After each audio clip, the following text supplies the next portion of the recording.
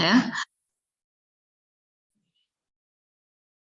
Oke, pada teori of constraint atau teori kendala, yang dimaksud dengan kendala di sini adalah keterbatasan ya dari kapasitas yang kita miliki. Keterbatasan kapasitas yang dimiliki. Nah, keterbatasan kapasitas itu menyebabkan Anda harus memilih gitu ya, kombinasi dari produksi yang masih memungkinkan untuk kapasitas yang ada sekarang, tapi Anda memperoleh return yang paling optimum di sini. Itu ya, itu. Jadi bagaimana kita memanfaatkan kapasitas yang ada sekarang untuk mengambil keputusan tentang komposisi produksi atau penjualan gitu ya, yang memberikan laba yang paling optimum. Nah, jadi Anda bisa lihat di sini sebetulnya ya, secara perhitungan yang sudah Anda pelajari waktu merangkum kemarin, TOC itu adalah short term decision, short term ya, karena kita akan mengambil keputusan untuk saat itu ya, untuk saat itu dengan kapasitas sekarang sebaiknya saya memproduksi dengan komposisi apa gitu ya. Tapi sebetulnya dengan dasar keputusan yang ada di TOC sekarang itu kita akan melakukan beberapa langkah untuk mengatasi kekurangan kapasitas itu. Ya, kita akan melakukan beberapa langkah untuk mengatasi kekurangan kapasitas itu. Nah, mengatasi kekurangan kapasitas itu bisa jadi merupakan keputusan jangka menengah gitu ya. Pada saat Anda itu mencoba memperbaiki kinerja dari sumber daya yang Anda punyai, memperpendek waktu produksi. Jadi dengan kapasitas yang sama, kita bisa menghasilkan output yang lebih banyak, memperpendek waktu produksi atau meningkatkan skill dari karyawan, meningkatkan skill dari operatornya dan lain-lain sehingga atau ini biaya perawatan dan perbaikan mesin diperbaiki ya. Jadi akhirnya dengan adanya biaya itu semua sumber daya bisa bekerja secara optimal seperti itu ya. Tapi ada juga keputusan yang sifatnya long term ya. Jadi Anda mungkin akan memberi aset membeli aset baru gitu ya. Jadi ada keputusan jangka panjang untuk memberi aset tetap yang masa manfaatnya panjang seperti itu. Jadi kita perlu pendanaan yang tinggi untuk alternatif yang ketiga ini gitu. Nah, jadi kalau kita melakukan TOC dari perhitungan yang ringkas tadi, keputusan komposisi penjualan itu short term karena ini loh kapasitas kita sekarang ya, pendapatan kita yang kita rancang berapa dengan kapasitas ini dan dengan kondisi keterampilan karyawan yang sekarang gitu ya, dengan kondisi kemampuan mesin yang sekarang kita perlu melakukan beberapa improvement gitu ya. Nah, setelah kita lakukan beberapa improvement, ada beberapa alternatif improvement yang tidak melibatkan pembelian atau penambahan aset gitu ya, itu yang jangka menengah. Kemudian ada improvement yang melibatkan pembelian aset gitu. Nah, jadi Anda harus pahami di sini sebetulnya tujuan dari TOC itu adalah meningkatkan apa yang disebut cycle time. Ya, cycle time itu adalah waktu ya, the amount of time between the receive of a customer order and the shipment of the order. Jadi waktu dari pertama kali customer pesan sampai barang itu sampai ke tangan customer. Bisa dipahami? Ya. Nah, kalau menurut Anda cycle time itu yang bagus panjang atau pendek? Pasti pendek, ya kan? Berarti Anda ada pesanan dari customer, langsung Anda proses, Anda sampaikan ke customer, pasti customer lebih senang, lebih suka kalau cepat sampai, gitu kan ya? Kita juga gitu. Kalau pekerjaan itu kita lakukan dalam jangka waktu yang lebih pendek, artinya kan lebih efisien. Ya, pengeluaran juga berkurang dan Anda bisa moving ke pekerjaan yang lain. Seperti itu. Nah, jadi yang kita harapkan adalah cycle time itu yang paling efektif itu dengan asumsi quality-nya tetap terjaga, kita akan mempercepat proses sehingga cycle time-nya menjadi rendah. Paham ya? Itu yang kita harapkan. Nah, jadi kalau kita sebut bahwa sebuah cycle time itu efisien gitu ya, maka kita bisa menggunakan ukuran manufacturing cycle efficiency. Ya, artinya siklus produksi yang efisien itu seperti apa? Nah, Anda bisa lihat di sini cycle time itu dimulai dari kita menerima pesanan, terus Kalau bagian penerimaan pesanan itu bekerja dengan baik, maka pesanan akan cepat didistribusikan. Dia akan berkoordinasi dengan bagian produksi juga berkoordinasi dengan bagian penyedia bahan baku, gitu kan ya? Prosesnya kan seperti itu. Jadi kalau itu terkonek dengan bagus, ya, terkonek dengan bagus, maka begitu ada pesanan, langsung bagian produksi respon, bagian gudang respon, bagian pemasaran respon, keputusan bisa segera diambil. Ya, tapi kalau tidak, waiting time-nya akan banyak. Nunggu disampaikan ke bagian produksi nunggu dulu ke bagian pembelian bahan baku, bagian pembelian bahan baku nunggu dulu respon dari supplier. Bisa dipahami nggak seberapa banyak waiting time yang harus Anda lakukan? Itu akhirnya menyebabkan manufacturing cycle time-nya jadi tinggi, jadi banyak. Paham ya? Terus belum lagi pemindahan bahan baku. Pemindahan bahan baku dari supplier yang jauh nunggu dikirim, dari gudang ke pabrik nunggu dikirim, seperti itu ya. Belum lagi ada di proses QC ternyata banyak yang cacat, jadi mau dikirim ke pelanggan harus nunggu barang cacatnya diperbaiki dulu. Paham ya? Nah, itu wakil-wakil dari non value added activity. Jadi ada pengerjaan ulang, ada transportasi yang tidak mendukung lah intinya ya. Terus ada waktu tunggu yang banyak ya, moving, transportation, waiting ya. Terus ada rework ya, terus ada reject, penolakan oleh QC dan lain-lain. Itu adalah the example of non value added activity yang kita punyai di activity based costing. Jadi dari sini Anda sudah bisa menangkap ya sebuah koneksi ya, koneksi dari ABC dan TOC sangat tinggi koneksinya ya. Evaluasi kita di activity based costing bisa digunakan untuk memperbaiki kondisi-kondisi yang terkendala di TOC ini gitu.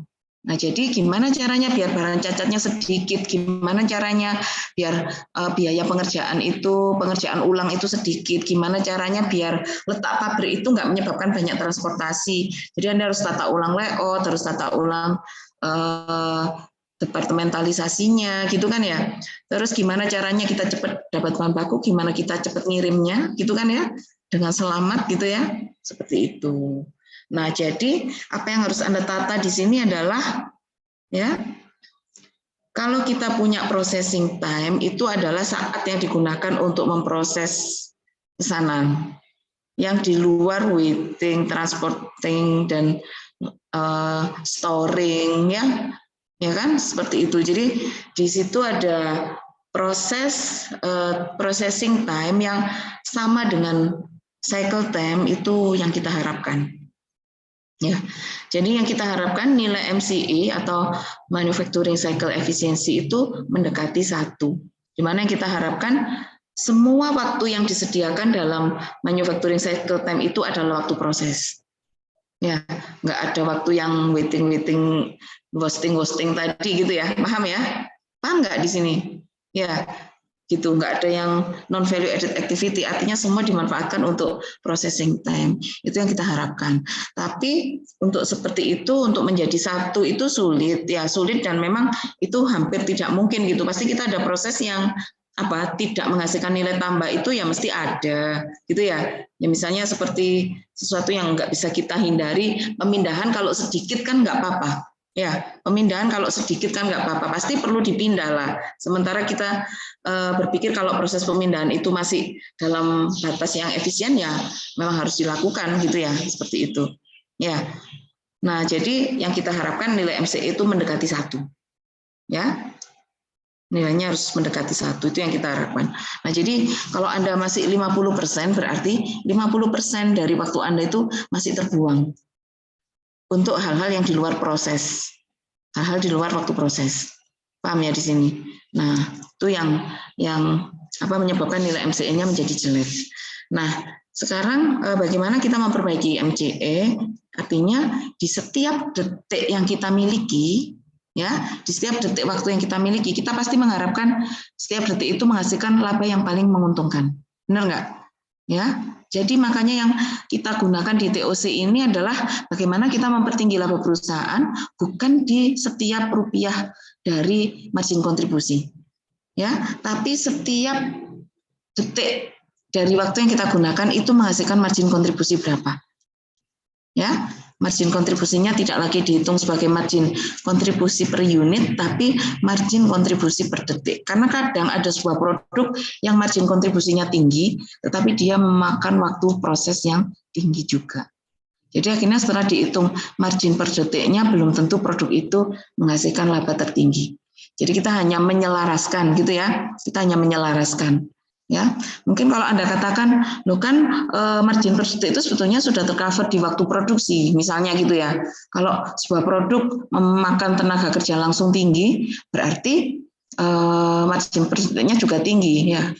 Tapi Anda harus sadar di sini, Anda harus aware, tidak semua biaya terwakili oleh cost driver jam kerja langsung. Ya, karena seperti yang sudah kita pahami di EBC kemarin, mungkin ada yang terkait dengan waktu mesin, waktu inspeksi, waktu yang lain. Paham? Jadi akhirnya kita memerlukan perhitungan yang ada di TOC itu. How many contribution margin per every second we have, gitu ya. Setiap detik yang kita punya berapa, itu yang nanti kita jadikan patokan. Nah, jadi di sini Anda lihat, mengapa saya katakan TOC itu adalah short term decision ya, saat kita membuat perhitungan yang tahap 1, 2, 3 yang sudah Anda buat itu ya, yang sudah Anda pelajari di rangkuman ya, itu karena TOC itu terjadi pada saat proses produksi sudah berjalan, sudah mau berjalan. Jadi Anda menjadwal produksinya ya, kan sesaat setelah Anda menerima pesanan, jadi dijadwal gitu ya. Nah, jadwal produksinya itu akan dilakukan saat itu juga, makanya dikatakan short term gitu. Nah, jadi dia ada di tahap manufacturing. Saat proses produksi dilaksanakan, itu baru TOC dilakukan. Ya, tapi di luar itu untuk improvement, maka TOC-nya MCE atau TOC yang mau kita perbaiki itu harus kita perbaiki, diimprove, berarti Anda memerlukan keputusan jangka menengah sampai dengan jangka panjang untuk mendukung perbaikan dari keputusan jangka pendek ini tadi. Jadi tujuan kita di jangka pendeknya optimum, kita dibantu oleh keputusan jangka panjang dan jangka menengah seperti itu ya. Jadi kalau kita punya yang ada di grafik 13.6 ini ya, ini adalah proses ya, ada kegiatan di hulu, ada kegiatan di hilir. Cut off-nya di manufacturing ya, cut off-nya di manufacturing. Kita harus paham bahwa gitu ya, value dari sebuah produk itu nggak hanya ditentukan saat manufacturing, karena saat desain itu juga akan mempengaruhi saat manufacturing. Produknya bagus tapi diproduksinya sulit, itu kan berpengaruh. R&D-nya bagus tapi sulit diproduksi, nggak bisa dibuat prototipenya, juga akan berpengaruh di proses produksi. Ya juga setelah proses produksi, laku nggak produknya, puas nggak customer kita, paham ya? Jadi di sini kita sebut ini, keseluruhan ini sebagai cost life cycle, bahwa apa-apa yang harus kita kelola itu nggak boleh cuma berhenti di produksi aja. Dan EBC itu sudah membuka pada Anda bahwa yang harus kita kelola itu bukan hanya bahan baku BTK LPOP, tapi di pemasarannya, di desainnya, di risetnya, itu semua harus kita kelola berdasarkan aktivitas seperti itu. Ya, nah jadi setelah kita paham di sini letak TOC ada di manufacturing. Nah, Anda harus paham di sini cut off-nya. Ini yang jangka pendek, tapi yang jangka menengah dan jangka panjang berada di sini. Kita memperbaiki desain, memperbaiki produknya, ya, terus marketingnya diperbaiki, customer service-nya juga diperbaiki, seperti itu kan ya. Jadi akhirnya akan jadi satu kesatuan yang utuh, bahkan kita bisa berinvestasi aset baru untuk mendukung TOC. Gitu. Nah, makanya kalau kita lihat we have 5 step ya in TOC ya. Ini the first step is identify the constraint. Jadi Anda harus paham di mana sih letak constraint-nya gitu kan ya.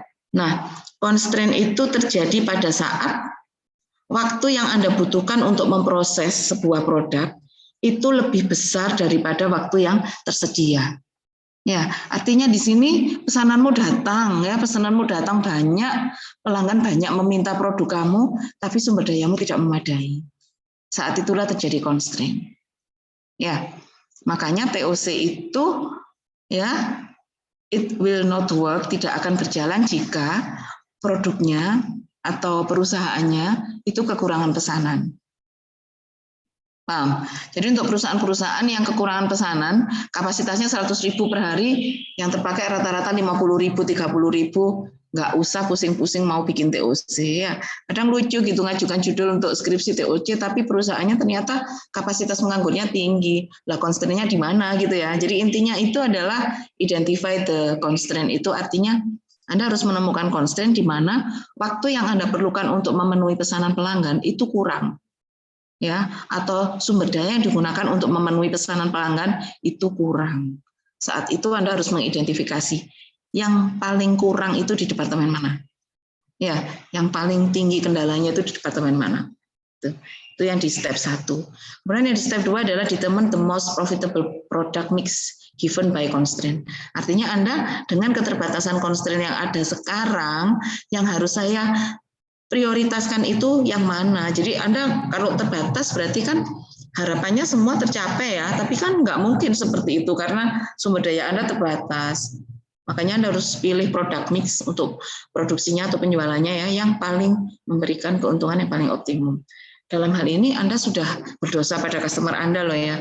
Anda sudah bilang, oke, pesanan diterima, kita kerjakan. Tapi ternyata jadwalnya nggak bisa dikerjakan sekarang, harus menunggu untuk jadwal berikutnya.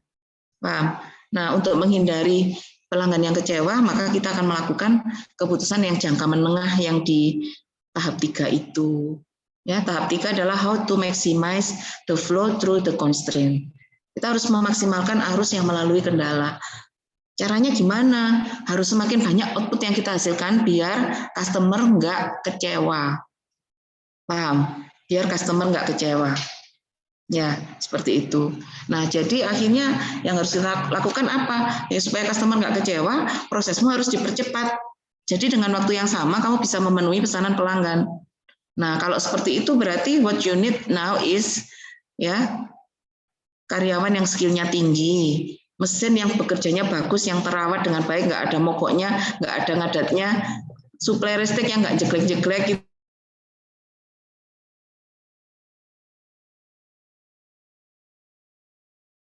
Baik itu sumber daya manusia, mesin, pembelian bahan baku yang lancar, dan lain-lain. Bisa dipahami ya di sini ya. Jadi kita akan memaksimalkan arus yang melalui kendala. Artinya apa? Anda harus dipaksa untuk mempersingkat proses. Jadi waktunya cukup. Gitu. Nah, untuk seperti itu kira-kira bisa langsung tercapai nggak bulan depan? Ya enggak. Karyawanmu harus dilatih, mesinnya harus diperbaiki. Itu perlu keputusan lagi dari manajemen seperti itu.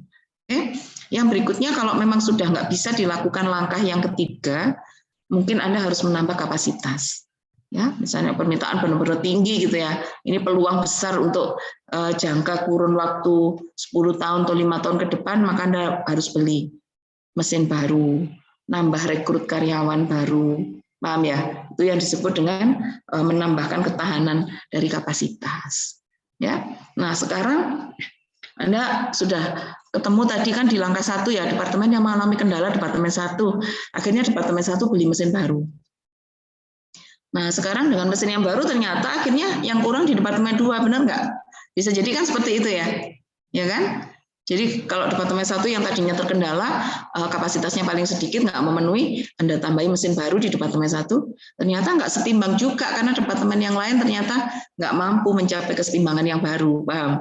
Akhirnya kita harus melakukan redesign untuk manufacturing proses for flexible and fast cycle time. Jadi kita harus melakukan iterasi ya, iterasi sampai ditemukan sebuah kesetimbangan dari semua departemen. Oke, paham ya di sini ya? Itu konsep dari TOC. Nah, sekarang langkah pertama. Yang pertama adalah identify the constraint ya. Jadi kelas kita itu kelas yang hebat loh ya. Kita bukan hanya double language tapi 3 language ya. Ada bahasa Jawanya ya. Gitu. Jadi kita 3 bahasa yang kita pakai. Identify the constraint ya. Mengidentifikasikan constraint itu berarti kita akan menemukan departemen mana yang mengalami kendala gitu. Nah, sebuah contoh di sini kita punya dua buah produk ya. Ada HPI 2 dan HPI 3 ya. Jadi kita harus tentukan dulu aktivitas apa yang dilalui untuk menghasilkan produk itu. Ya, yang pertama ada perakitan, ada tes untuk memprogram, ada tes dan untuk programasinya ya dari chips komputer yang dipakai. Ini berlaku hanya untuk HPI 3 karena yang HPI 2 itu manual, alat bantu dengar yang manual, sementara HPI 3 ini alat bantu dengar yang dibantu oleh chips komputer. Jadi untuk tes and program komputer chip cuma ada di HPI 3. Kemudian ada install other electronics, ya, menginstal alat elektronik yang lain. Kemudian ada perakitan akhir, ya, setelah digabung antara chips yang elektronik dan yang manual tadi, atau kalau yang HPI 2 berarti yang dirakit tadi, ya, terus digabung dengan peralatan elektroniknya, kita akan melakukan perakitan akhir, baru kemudian ada pengiriman dan pengemasan, pengemasan dan pengiriman, ya, seperti itu. Nah, ini ada 5 proses atau 5 aktivitas yang diidentifikasi, ya, untuk menghasilkan HPI 2 dan HPI 3. Nah, sekarang kita akan melihat konsumsi sumber daya dari masing-masing produk. Nah, Anda lihat di sini, ya, Anda bisa lihat di gambar 13.7, ya.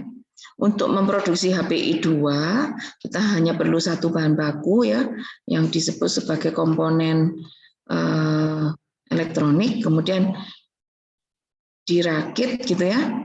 Ya, tapi di sini hanya merakit dari peralatan elektronik, tidak ada chips komputernya. Oke, kemudian diinstal, ya, peralatan elektronik yang lain, programnya diinstal, gitu ya. Terus kemudian dirakit akhir, terus di-pack, gitu. Tapi kalau yang di HPI 3 itu ada pemasangan chips komputer sama pemrogramannya, terus kemudian diinstal, dimasukkan di sini. Jadi Anda lihat di sini konsumsi waktu dari HPI 3 itu lebih banyak dari HPI 2, ya. Ini kita hanya perlu 110 menit, di sini kita perlu 130 menit. Ditambah lagi 30 menit untuk pemasangan chips seperti itu, dan seterusnya. Nah, jadi kita sekarang mendefinisikan waktunya, gitu. Nah, untuk proses 1, untuk perakitan, earpiece-nya 110, 130, untuk tesnya 0,30, untuk installnya, ini bisa lihat di tabel di atas tadi, ya. Jadi kalau kamu belum punya tabel ini, ya, belum punya tabel ini, nggak bisa menentukan TOC-nya di mana, kan kendalanya di mana, nggak bisa. Ini syarat wajib, ya, aliran proses, ya, flowchart dari proses wajib dibuat untuk TOC, ya. Kebetulan di soal-soal yang kita miliki nanti sudah ada, tapi suatu saat kalau Anda di perusahaan kan nggak mungkin, mereka kadang mungkin belum punya ini, jadi nggak bisa dihitung optimalnya berapa, gitu ya. Jadi Anda dengan dibantu oleh orang teknik industri, dibantu oleh orang elektro dan lain-lain, nanti kita bisa kan merumuskan tabel waktu ini. Paham? Makanya saya sampaikan lagi, orang akuntansi nggak usah sombong, ya. Nggak bisa kita bekerja sendiri kalau nggak dibantu sama disiplin ilmu yang lain. Kita pasti perlu, gitu. Ya, komputer, elektro, itu kita perlu untuk apa? Untuk tujuannya satu, kolaborasi supaya customer value-nya meningkat. Jadi Anda harus bekerja sama dengan keahlian lain, gitu. Nah, jadi setelah itu Anda buat, ini sudah tercapai, tersedia informasinya, ya. Anda bisa menentukan ini waktu yang dibutuhkan per unit. Sementara ini total yang Anda miliki, ya. Ini diperoleh dari perkalian, ya. Karena ini, ya, perakitan itu dikerjakan oleh sumber daya manusia, berarti ada 80 karyawan, dikalikan jam kerjanya, nanti ada keterangannya, silakan dicari sendiri, ya. Akhirnya ketemu 9.600. Kemudian untuk pengetesan itu ada 8 orang karyawan. Nah, ini semua dikalikan jam kerjanya. Nah, tinggal kita lihat kalau per month berarti, ya, hari aktif dalam 1 bulan berapa dikalikan itu kapasitas yang tersedia. Nah, constraint akan terjadi pada saat, ya, available capacity-nya lebih rendah daripada capacity needed. Tuh. Dan harus lihat di sini untuk yang aktivitas 1 setelah dijumlah dari HPI 2 kan tinggal Anda kalikan, ya, jumlah unitnya berapa, terus jumlah unit yang dipesan, ya, terus kebutuhan per unitnya berapa, terus satuan waktunya Anda perhatikan, ya, dalam jam atau dalam menit. Ya, kalau dalam jam, ya, dijadikan jam semua dibagi 60, gitu, ya. Kalau awalnya dalam jam terus dijadikan ke menit ya dikalikan 60 ya, pokoknya konversinya ya logiknya silakan Anda pelajari sendiri gitu ya. Jadi di sini kita lihat total waktu yang dibutuhkan untuk memproduksi HPI 2 dan HPI 3 ada di sini. Kita lakukan komparasi dengan jam yang tersedia, akhirnya diketahui yang mengalami kendala adalah perakitan akhir. Ada kekurangan sebanyak 900 jam di perakitan akhir. Jadi yang kita kelola untuk TOC-nya adalah di Departemen 4. Nah, my question is, ya, how if we have more than one of the process that have slack hours? Itu. Ya, bagaimana kalau kita punya ya lebih dari satu departemen atau satu proses yang memiliki kendala? Menurut Anda gimana? Misalnya yang di sini ketemu ya, misalnya 900 jam untuk Departemen 4 sama 400 jam untuk Departemen 3. Itu misalnya kendala semua misalnya. Yang mau Anda kelola untuk dicari waktu per menit tertingginya itu yang mana akhirnya? Yang Departemen 3 atau Departemen 4? Misalnya Departemen 3 kurangnya 400, yang Departemen 4 kurangnya 900. Yang Anda atasi yang pertama yang Departemen 3 atau Departemen 4? Halo, I need your response. Hi everybody, I need your response. Silakan.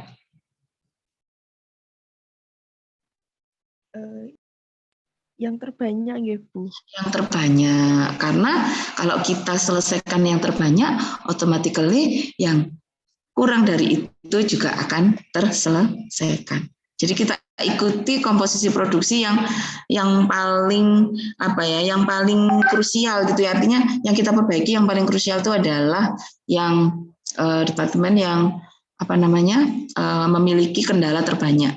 Kalau itu teratasi ya, kita hasil akhirnya outputnya dari proses ini kan unit produksi yang akan kita produksi di masing-masing produk kan ya, komposisinya berapa gitu ya. Yang kita optimalkan yang paling besar marginnya gitu, margin per menitnya gitu kan ya.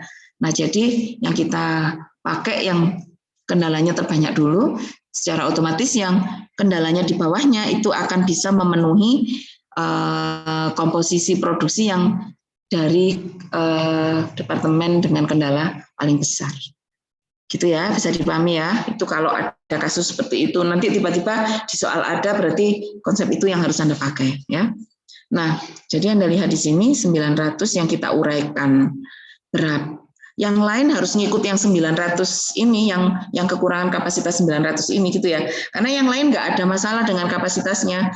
Kita masih punya idle capacity di departemen yang lain. Jadi departemen lain bisa mengikuti langkah di departemen 4. Jadi yang harus kita optimalkan di Departemen 4. Paham ya di sini maksudnya? Nah ini bukan keputusan terbagus kan sebetulnya, ya kan? Kenapa? Karena yang bagus, yang masih sisa kapasitasnya ngalah ke yang kurang kapasitasnya. Ya. Nah saat ini boleh dipakai short term, but for the future you must make some improvement in Departemen keempat. Paham ya? Supaya malah harusnya itu Departemen 4 yang harus mengikuti departemen lain supaya waktunya lebih cepat jadi cukup gitu. Paham ya di sini ya? Nah, seperti itu. Jadi for now sekarang ini yang bisa kita lakukan adalah dengan kapasitas yang kita punyai, kita akan melakukan perhitungan margin throughput yang paling optimal. Nah, margin throughput itu kita peroleh dari mana? Dari harga jual ya. Actually informasi ini sangat terbatas ya. Di sini disebut material cost ya. Ya, sebetulnya di sini yang kita masukkan adalah variable cost. Ya, variable cost itu artinya bukan biaya variabel seperti yang Anda kenal di akuntansi manajemen. Tapi di sini yang dimaksud dengan variable cost itu biaya yang mempunyai variabilitas yang tidak bisa dikendalikan. Tolong dicatat sekarang, noted ya. Sebetulnya rumusnya itu adalah dari harga jual dikurangi biaya variabel atau cost yang mempunyai variabilitas tinggi dan kita nggak bisa kendalikan. Kenapa material masuk? Kenapa? Karena harga material itu yang menentukan supplier, bukan kita. Ya, tapi kalau biaya tenaga kerja langsung itu kita masih bisa memanage ya.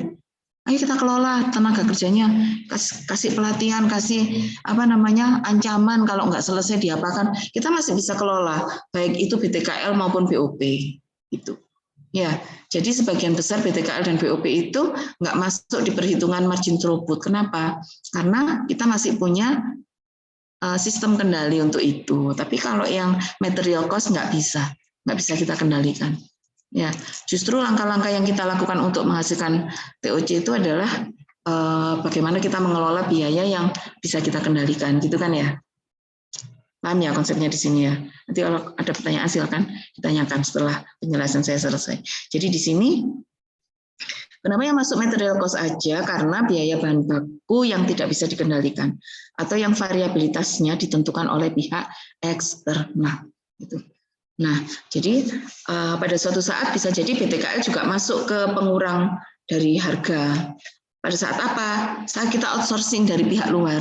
Jadi karyawan kita bukan yang bekerja itu bukan karyawan kita, tapi produk kita itu diproduksi oleh karyawan lain yang biaya tenaga kerja per unitnya itu per unit dan ditentukan oleh pihak luar, pihak penyedia tenaga kerjanya.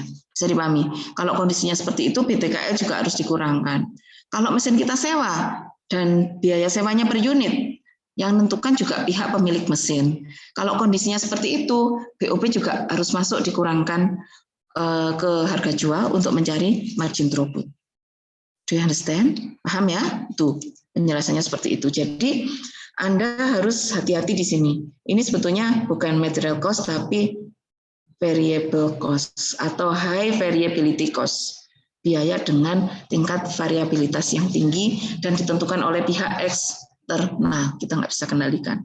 Nah, dari sini karena kita anggap bahwa BTKL BOP bisa dikendalikan, maka yang dimasukkan hanya material cost karena yang mengerjakan karyawan kita sendiri, yang kita pakai mesin kita sendiri, ya. Jadi yang dimaksud dengan biaya variabelnya hanya material cost, ya. Jadi kita punya throughput margin, ya. Anda sebetulnya bisa melihat di sini throughput marginnya itu yang lebih tinggi adalah HPI 3. But time needed by HPI 3 is higher than HPI 2. Anda lihat di sini waktunya yang diperlukan lebih banyak. Jadi akhirnya margin per menitnya lebih rendah untuk HPI 3. Maka yang harus kita optimalkan pertama adalah produk dengan margin throughput per menit yang paling tinggi, yaitu HPI 2. Nah, berarti komposisi produksi yang bisa kita harapkan di sini adalah yang diminta oleh pelanggan ini yang utuh ya, ada 3.000 unit HPI 2 dan 1.800 unit HPI 3. Maka produk dengan margin throughput tertinggi kita optimalkan, jadi kita produksi semua 3.000 unit, jadi sisanya 0. Yang kita tolak pesanannya 0, paham ya? Atau tidak kita tolak lah, yang mau kita reschedule buat schedule produksi berikutnya itu 0 untuk HPI 2. Harus kita dulukan karena marginnya tinggi gitu, ya. Nah, otomatis di sini ada penonton yang kecewa ya, pelanggan yang kecewa, kasihan ya sebetulnya ya. Nah, di sini ternyata ya kita cuma punya 2.400 jam, padahal yang kita perlukan itu berapa? Coba kita lihat ya, kita cek di sini. Ya, kita butuh 3.300, tapi kita cuma punya 2.400. Ya, berarti di sini kita harus nolak kekurangannya kan 900 jam gitu ya. Nah, jadi di sini yang diperlukan oleh HPI 2 itu adalah sebanyak 1.500. Ya, 1.500 jam gitu ya.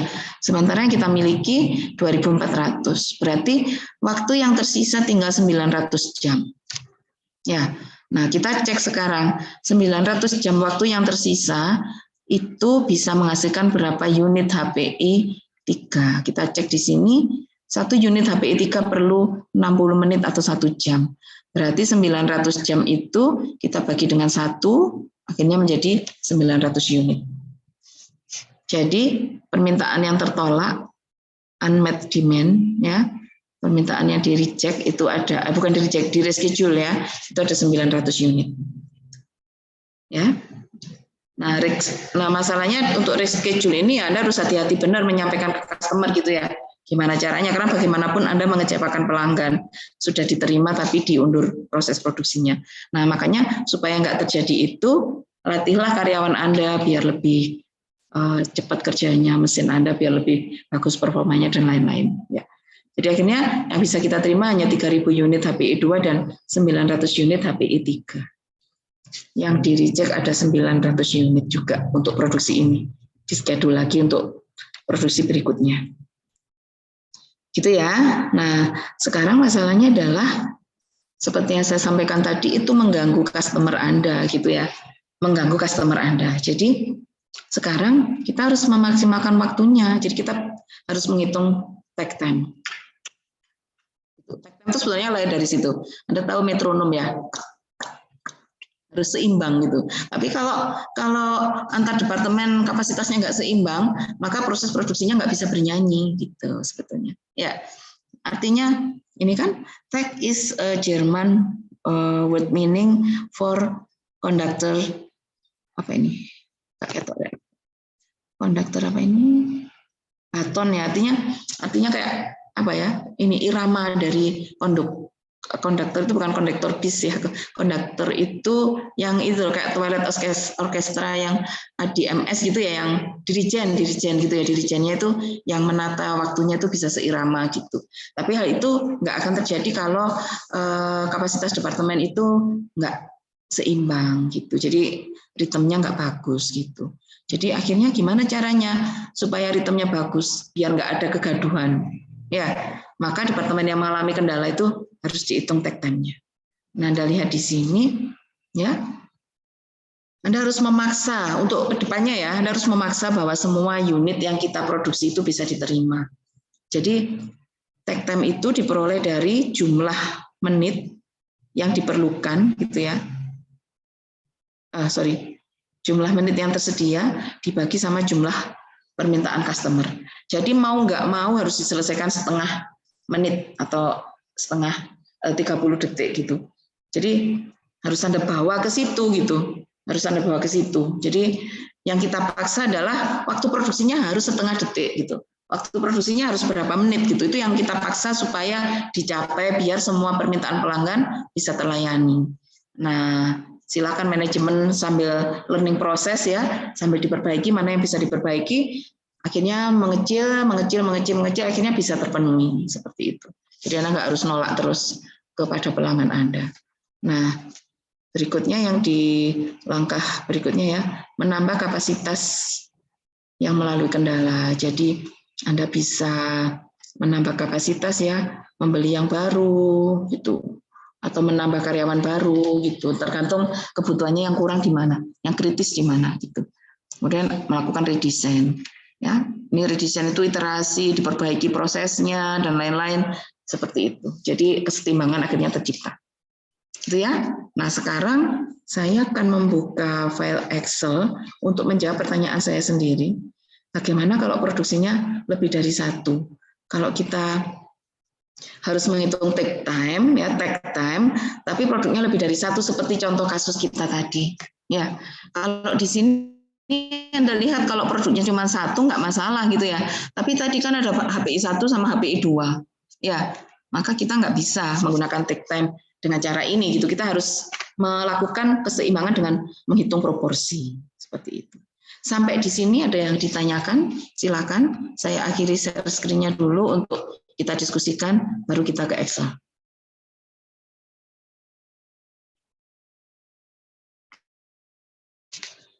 Silakan kalau ada yang ditanyakan.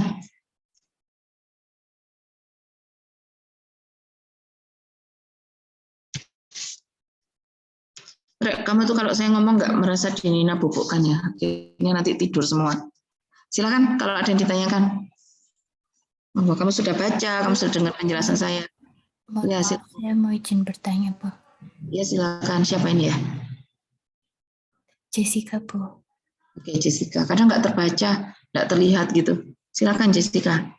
Ya, saya mau tanya buat yang tadi masalah material cost itu kan harusnya yang biaya yang variabilitasnya tidak terkendali ya, Bu. Terus tadi disampaikan biaya bahan baku yang bisa ditentukan pihak eksternal. Tapi gimana kalau misalnya biaya bahan bakunya itu ditentukan pihak internal, Bu? Jadi perusahaan itu punya bahan baku sendiri, nggak perlu supplier gitu.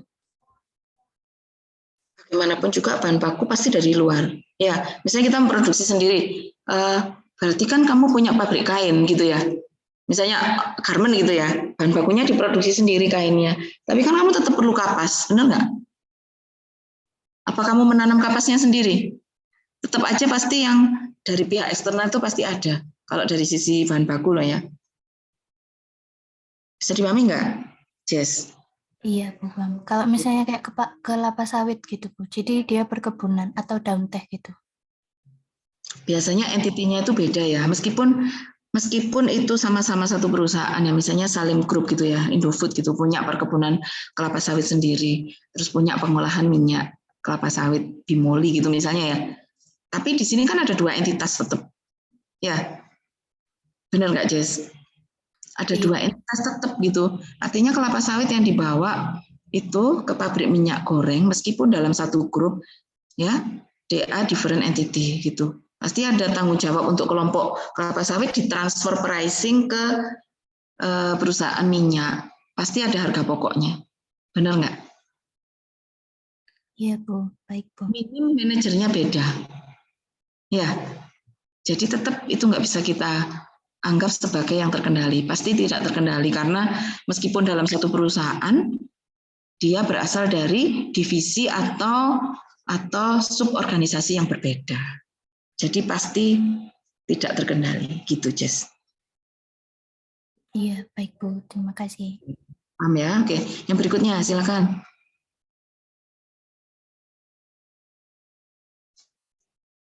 Cuma satu pertanyaannya, yakin? Arek-arek iki mesti ngono lah, aku gak seneng aku. Pokoknya gak ngerti tuh kudu tanya. Saya tanya balik ya. Saya tanya balik loh ya kalau nggak ada yang tanya ya. Bikin emosi kalian itu ya. Ya Rek, nggak ada emosi Rek, poso-poso Rek. Saya yang tanya ya sekarang ya, kalau nggak ada yang tanya. Yakin paham semua?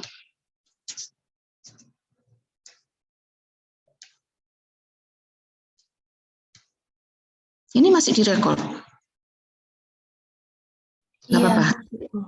Kelamaan, nggak apa-apa, nggak masalah. Yakin? Sudah? Kalau sudah paham, please lo ya. Aku nganggapnya paham lo ya. Kalau sudah paham, saya akan share screen buat menentukan take time. Saya pakai Excel kosong dulu ya. Nah, kamu punya HPI 2 sama HPI 3 ya. Ini kita punya waktu yang dibutuhkan.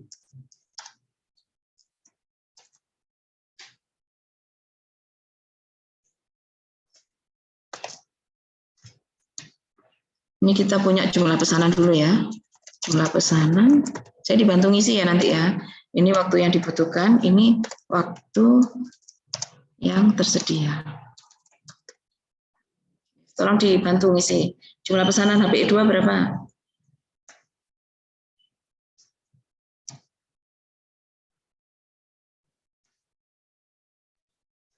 Halo? Berapa, Rek? 3.000, Bu. 3.000. Yang HPI 3? 1.800. Yang waktu yang dibutuhkan tadi kan sudah dihitung di tabel tadi. 1.500? Iya, Rek. Cok ngantuk, Rek. Di sini 1.800. Halo. Oh, Rek. Ini poso-poso aku menghindari ngamuk ini. Rek, gak poso aku ini sudah ngamuk-ngamuk ini ya. Rek, cok ngantuk, Rek. Kamu kalau nggak jawab, aku nggak jelaskan loh ya. Nah, jadi di sini Anda bisa lihat totalnya ya. Jumlah pesanannya itu totalnya ada 4.800, waktu yang dibutuhkan ada 3.300 ya. Ini satuannya unit loh ya. Yang ini satuannya adalah jam. Ya. Nah, waktu yang tersedia itu ternyata hanya 2.400 gitu kan ya. Ini kita hitung waktu kendala.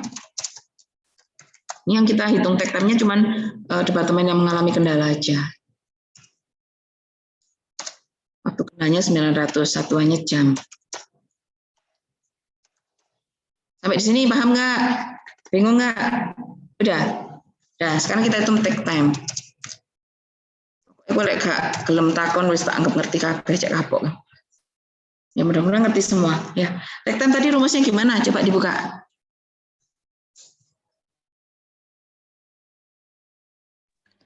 Waktu produksi yang tersedia dibagi jumlah permintaannya.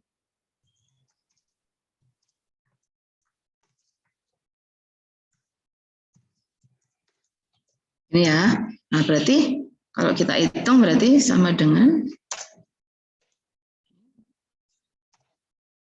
take time-nya berarti sama dengan waktu yang tersedia berapa?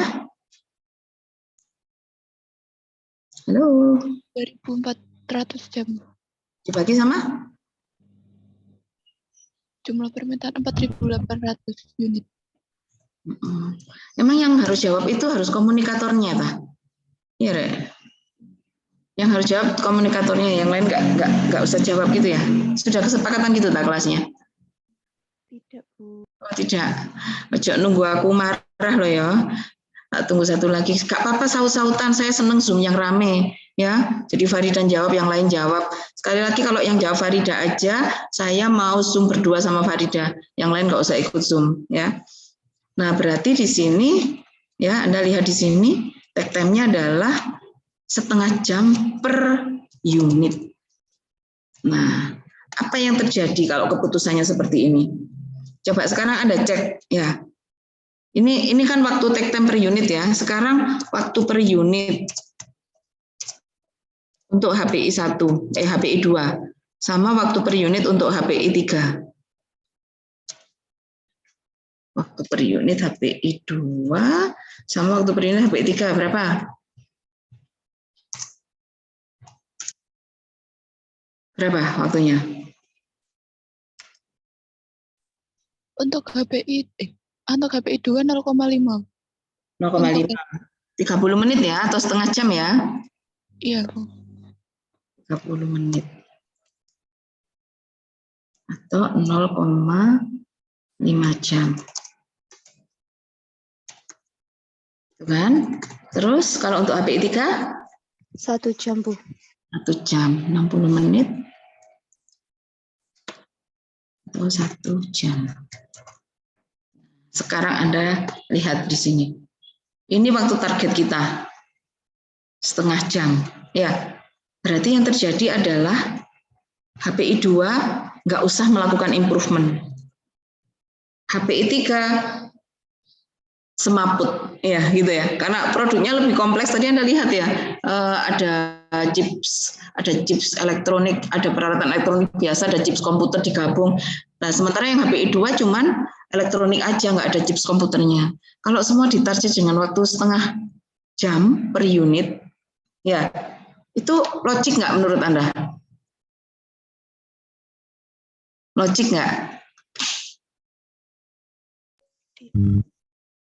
Ya kan? Nggak logik kan? Nggak logik. Yes. Kamu menyiksa pekerja di bagian HPI 3 gitu ya, tapi yang di HPI 2 nggak usah melakukan apa-apa. Itu kan nggak benar namanya gitu ya. Jadi makanya kalau kita punya lebih dari satu produk, ya, ini saya tulis salah ya. Salah ya. Jadi take time yang ini salah. Berarti take time ya, bukan take time. Sorry. Jadi terbawa take ya. Take time jika lebih dari satu produk itu harus memperhatikan apa? Itu namanya bukan komposisi, memperhatikan apa? Memperhatikan proporsi. Memperhatikan proporsi waktu. Nah, jadi kita tinggal seperti ini, berarti kita harus tentukan proporsi waktunya, ya. Proporsi waktu. Ya. Nah, kita bisa lihat proporsi waktunya itu dari waktu yang diperlukan untuk menyelesaikan pesanan. Jadi proporsi waktunya HPI 2 itu sama dengan ya. Ini 1.500 dibagi sama 3.300. Jadi dari waktu yang dibutuhkan itu, dari total waktu yang dibutuhkan, HPI 2 itu memerlukan 5,45%. Sementara yang HPI 3 itu membutuhkan lebih banyak di sini, karena memang dia lebih rempong ya, lebih repot gitu. Ini kalau dijumlahkan sama dengan 1. Paham ya? Gitu. Nah, sekarang setelah kita punya proporsi waktu dibutuhkan,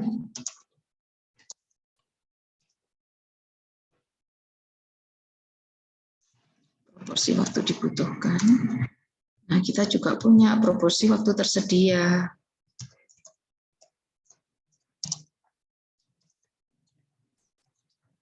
Proporsi waktu yang tersedia berarti kita akan mengalihkan alokasi waktunya itu ya sesuai dengan alokasi waktu yang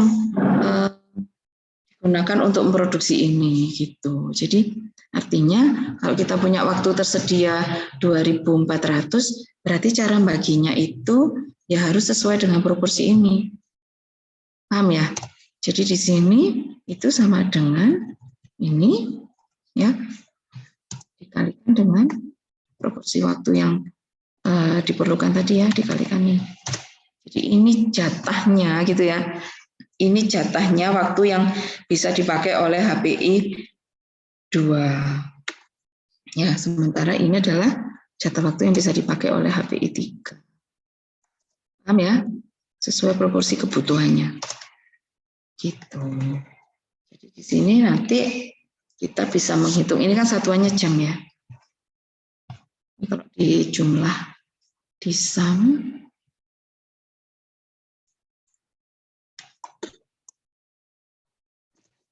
jumlahnya kan sama dengan ini toh. Nah, itu jadi proporsinya sesuai dengan kebutuhannya gitu.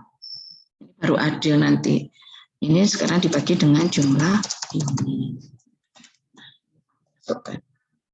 Jumlah unitnya sama dengan ini ya.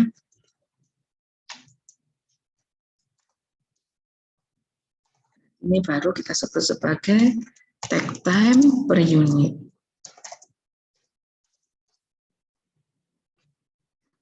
Ini akan sama dengan waktunya.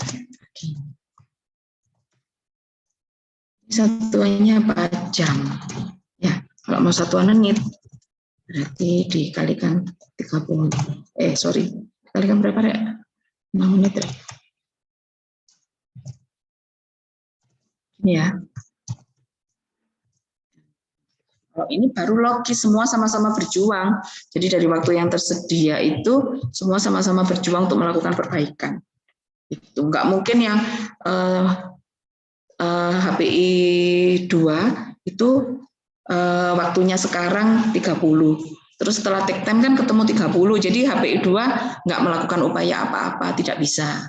Tapi HPI 3 yang waktu sekarang 60 dipaksa jadi 30 menit, nggak logis juga, gitu kan. Jadi dengan proporsi ini, HPI 2 yang tadinya perlu waktu 30 menit, harus diupayakan diselesaikan dalam waktu 21 menit. HPI 3 yang tadinya 60 menit, harus diupayakan selesai dalam waktu 43, sekian menit. Paham ya? Jadi di situ improve-nya kita buat untuk semua produk dan masih mungkin gitu, masih mungkin dicapai. Karena kalau dari 1 jam ke 30 menit itu nonsen gitu dengan proses yang sama. Ya, bisa dipahami di sini. Yes. Seperti itu. Saya stop share ya. Jadi sekali lagi kalau Anda punya lebih dari satu produk, take time-nya harus seperti ini gitu. Jelas?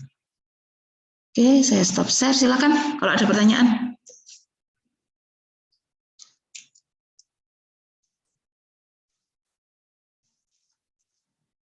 Sudah cukup jelas?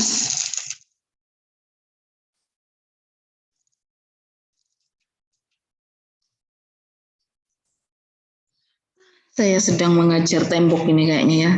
Nggak ada reaksi, nggak ada apa ya. Oh, besi Rek, kamu itu Rek. Ya opung ini maksudnya aku ya opung. Aku mau ngomong dewe terus kamu diem aja gitu dah. Halo anak-anak, ini ada orangnya apa enggak sih? Iya, Bu. Ada, Bu. Iya, Bu. Jangan kebiasaan nggak jawab ya, Rek ya. Ngerti nggak? Jangan kebiasaan nggak jawab ya. Respon ya. Mulai minggu depan ya. Kalau masih seperti ini saya nggak mau ngajar. Ya, kamu tak kasih materi suruh ngerangkum latihan soal, kerjain sendiri, dikumpulkan gitu ya. Kayak gitu ya, nggak usah komunikasi ya. Kelasnya ya. Udah, sepakat gitu Nggak suka saya kalau saya ngomong sendiri, nggak ada yang memberi komentar, nggak ada yang ngasih respon. Wes ya, gitu ya. Sepakat ya. Tuh, kan? Nggak ada yang jawab, ya opung ini. Mohon maaf, masih perlu Zoom, Bu Hesti. Kenapa? Masih perlu Zoom, Bu Hesti. Makanya, kalau saya paham sih mungkin karena kendala jaringan, tapi responnya benar-benar terlalu lama loh, nggak ada respon loh, lama banget baru diancam gitu baru. Iya, saya minta aktif kelasnya, ngerti nggak reaktif Mesti sih jawab kalau nggak Faridatul ya. Apa memang kesepakatan di kelas ini seperti itu? Di dosen lain juga seperti ini ya? Tidak, Bu. Hah? Nah, kenapa kalau seperti ini? Kenapa kalau di saya kok seperti ini, kalau di dosen lain enggak? Oput? Tadi saya mau menjawab, tapi sinyalnya kalah, Bu. Tadi saya sudah menjawab waktu yang ditanya Bu Hesti. Tapi nggak ada ini juga, nggak ada suaramu juga. Sinyalnya kalah, maksudnya kalah sama siapa? Nggak ada jawab. Lampu, Bu. Kenapa? Mohon maaf, soalnya tadi di sini mati lampu, Bu. Begitu ya, tapi kan banyak tuh. Satu kelasnya ada berapa orang? Ya kan? Masa menjawab paham gitu enggak? Ada yang jawab. Ya, dikurangi ya kebiasaan gitu ya. Ya, harus respon, cepat respon. Ada pertanyaan direspon. Nanti kan yang masuk kan yang suaranya pertama. Kalau udah cukup banyak yang jawab, yang lain nggak usah gitu kan. Tapi jangan nggak ada sama sekali. Ini saya nggak ngerti jadinya, paham apa enggak? Ya? Iya, Bu. Oke, kayak gini kan enak. Masa sih saya minta yang gimana-gimana gitu loh. Baik Bu, 1-2 orang jawab cukup sudah. Paling nggak saya tuh nggak bingung. Saya nanti bingung, sinyalku hilang ya, gitu kan? Ya, lagian apa enak sih kalau kita habis cerita.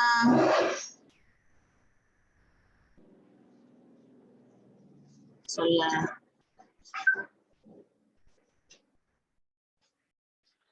ada pesawat terbang rendah. Masa enak sih kalau kita udah cerita panjang lebar gitu, nggak ada yang komentar sama sekali kan, nggak seru namanya.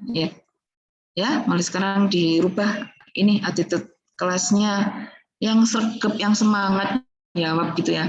Saya nggak yakin loh kalau langsung paham semua gitu ya. Nanti akan saya cross check loh minggu depan ya. Jadi kita akan punya dari hari Senin gitu ya, itu untuk membahas apa ini namanya, soal-soal di bab 13 ya.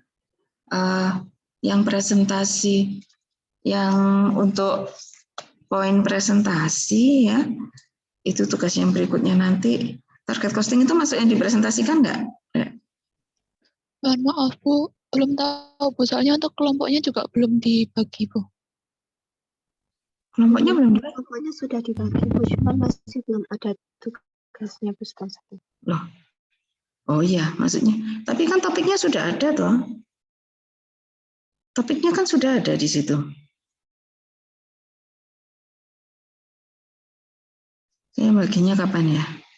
Tanggal berapa ya? Oh, ini kelompok mimpi. Sudah ada topiknya kan di situ? Sudah dibuka belum? Sudah, Bu, topiknya sudah ada. Sudah, Bu. Ada 10. Nah, ada 10 kan? Nah, berarti saya akan memberi waktu. Kita nanti bahas TOC-nya hari Senin. Hari Rabunya kalian ngerjakan untuk kelompok ya. Saya beri waktu ngerjakan kelompok 1 hari.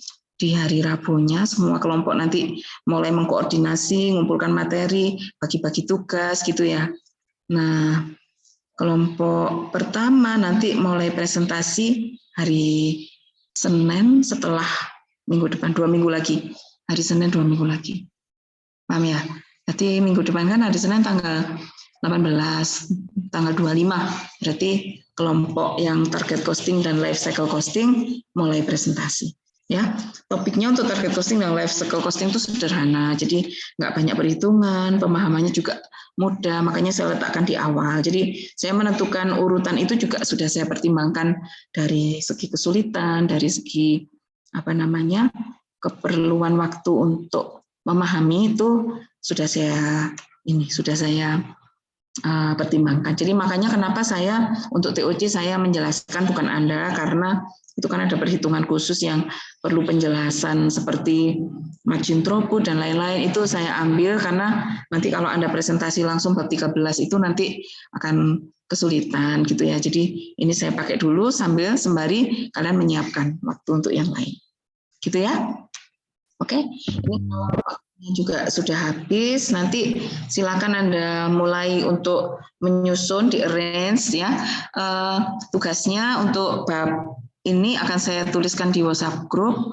Terus pengumpulannya yang untuk resume itu habis ini saya buatkan linknya.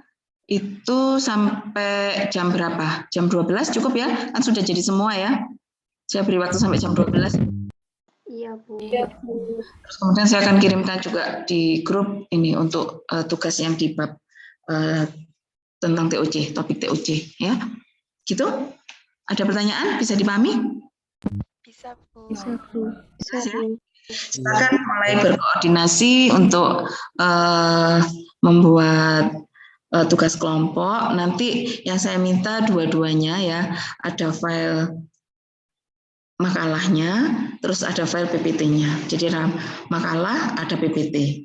Ya, terus nanti presentasinya lewat Zoom.